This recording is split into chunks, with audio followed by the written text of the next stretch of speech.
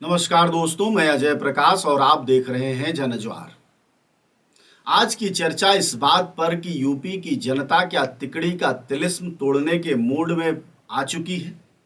आज की चर्चा इस बात पर कि जो तीन तिकड़ी योगी आदित्यनाथ, प्रधानमंत्री मोदी और गृह मंत्री अमित शाह की भाजपा में बनी है और उत्तर प्रदेश जीतने की जो रणनीति बन रही है, क्या जनता इससे आगे जा चुकी है और इस तिकड़ी के तिलिस्म को तोड़ने के पूरे मूड में आ चुकी है।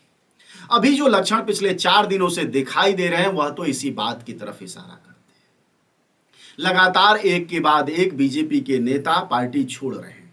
करीब दर्जन भर विधायकों ने पार्टी छोड़ दिया है, 3 मंत्री उसमें शामिल हो गए हैं। ऐसे में प्रश्न यह भी उठता है कि इस तिकड़ी का जो रौब है, जो तानाशाही है, वह पहली बार खुलकर सामने आया है। हालांकि चुनाव का वक्त है, ऐसे में दल बदलू वाले भी पहलू हैं। अपने को कम पूछे जाने का भी प्रश्न है, अपने परिवारवाद का भी प्रश्न है, लेकिन इन सारे प्रश्नों के बीच लोकतंत्र का भी सवाल है, क्योंकि हमारा लोकतंत्र चाहे अच्छा कहें या बुरा कहें, मुश्किल कहें या अभिशप्त होना कहें, इसी रूप में चलता है। इसलिए विश्लेषण इस पर होना ही चाहिए कि क्या यूपी की जनता मूड बना चुकी है तीन तिकड़ी का तिलिस्म तोड़ने का। अभी दिखाई तो यही दे रहा है। पिछले 4 दिनों में लगातार नेताओं के पार्टी छोड़ने का सिलसिला जारी है और यह सिलसिला सिर्फ नेताओं के पार्टी छोड़ने भर का नहीं है, बल्कि यह तानाशाही जनता पर भी उसी तरह लादी गई पिछले 5 वर्षों में।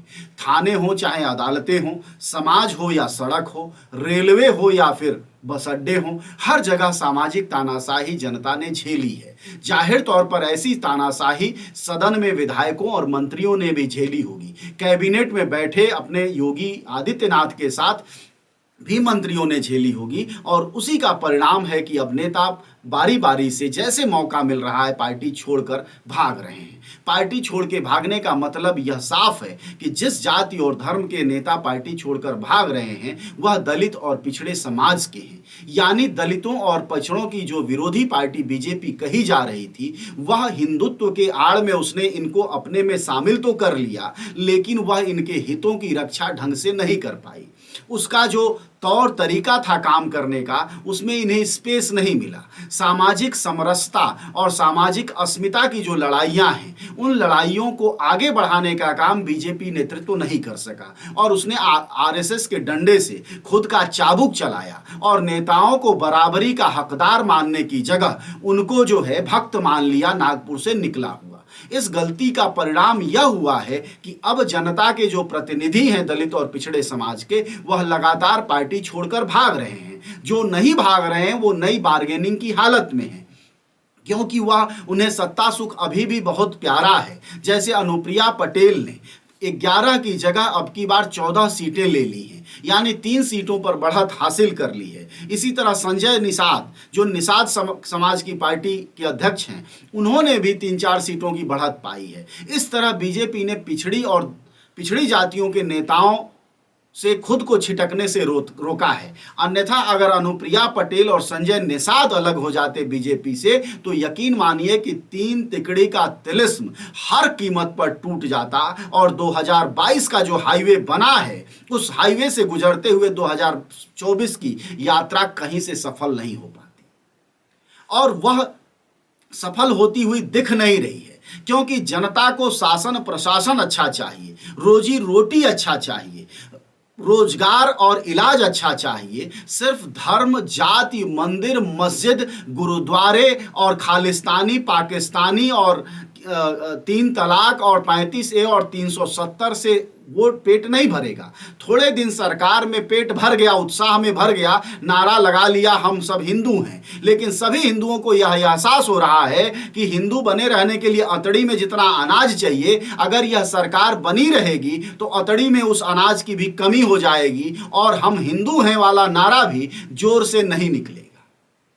इसलिए यह बात जनता समझने लगी है कि तीन तकड़ी यानी योगी, मोदी और अमित शाह जो उंगली और डंडे पर सरकार चला रहे हैं और यूपी की जनता को धर्म के नाम पर हाँक और बांट रहे हैं, उसके रहस्य खुल गए हैं। लोगों के बीच यह साफ हो गया है कि रोजगार हो या फिर किसानों की आमदनी का प्रश्न हो, मजदूरों की नौकरियों का सवाल हो या घरेलू महंगाई का प्रश्न हो, डीजल और पेट्रोल के दामों का सवाल हो या फिर यात्राओं के महंगा होने का प्रश्न हो, यह सभी जगह यह पूरी की पूरी सरकार डबल इंजन की यानी योगी और मोदी की सरकार जन विरोधी साबित हुई है। इन सरकारों ने दुनिया और देश में पहली बार सबसे ज्यादा बेरोजगारी यूपी में अगर कभी पैदा हुई है तो योगी आदित्यनाथ के समय में पैदा हुई है। लोग ऑक्सीजन की कमी के बिना मरते रहे इस सरकार में, और सरकार ने सदन में कहा कि एक जीव नहीं है उत्तर प्रदेश में जो ऑक्सीजन की कमी से कोरोना काल में मरा हो।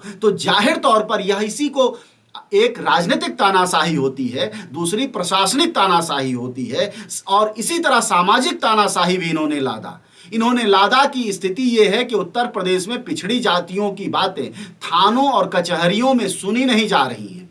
बड़े स्तर पर राजपूत थानाध्यक्षों की भर्ती योगी आदित्यनाथ ने कर रखा है। जिन पार्टियों को जातिवादी ये कहते थे, बसपा और सपा को, उनसे आगे जाकर इन्होंने बड़े स्तर पर अपनी स्वजातियों की भर्ती की है। यहां तक कि बड़े अधिकारियों में भी अपने स्वजाति ये खोजकर भर्ती करते हैं। अगर वह नागपुर कैंप का होता है तब बगैर जाति देखे वह भर्ती कर लेते हैं। इस तरह की जो तानाशाही है, देखिए इन सब चीजों को तानाशाही कहते हैं। प्रशासनिक तानाशाही, सामाजिक तानाशाही, धार्मिक तानाशाही तो पूरी दुनिया में ख्यात है कि हम हिंदू हैं और हमें गर्व है और पूरा देश ही हिंदू है। यानी न मुस्लिम समाज की कोई अपना रुतबा है, न जाति है, न धर्म है, न उसका अपना कुनबा है, न सिख है, न ईसाई है, न जैन है, न पारसी है, सब कुछ हिंदू है। यानी सारी की सारी गड़बड़ियां अगर आपकी हैं तो उन सारी गड़बड़ियों को सांप्रदायिक और धार्मिक गड़बड़ियों में घुसाकर और उसको छुपाकर जो राज करने की नीति रही है, उस तिकड़ी को जनता समझने लगी है। और ये योगी, मोदी और अमित शाह की जो तिकड़ी है उत्तर प्रदेश में, जिसके बदौलत वह शासन चला रहे हैं और बाकी नेताओं को स्टूल मंत्री और कुर्सी मंत्री बना दे रहे हैं, उन सब तानाशाहियों से जनता ऊब चुकी है और जाहिर तौर पर तीन तिकड़ी के तिलिस्म को तोड़ने को बिल्कुल आमादा दिखाई दे रही है। लेकिन यह सब तभी संभव है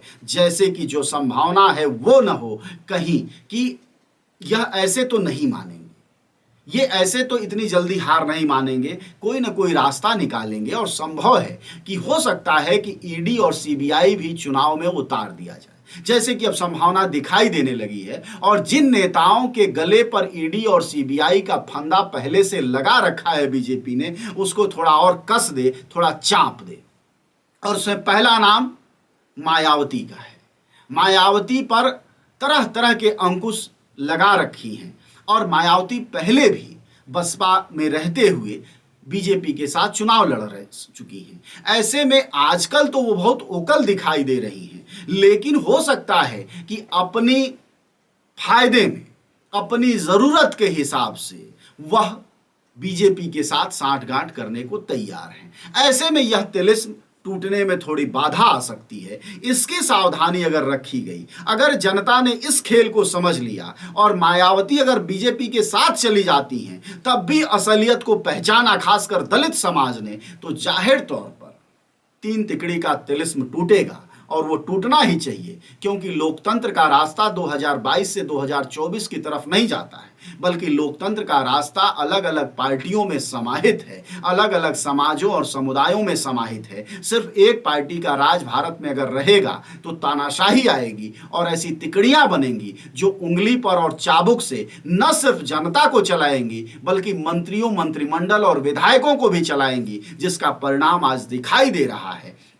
इस परिणाम को अगर यूपी की जनता समझ रही होगी तो जाहिर तौर पर 10 मार्च को वह बदलाव की तरफ आगे बढ़ेगी।